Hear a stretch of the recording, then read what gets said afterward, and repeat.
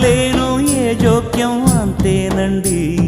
బాగుంది మీ టేస్టు నాకెంతో నచ్చేట్టు, మనసెంతో మెచ్చేట్టు మీ మీదొట్టు, అందుకే నే దిగి వచ్చా వంచని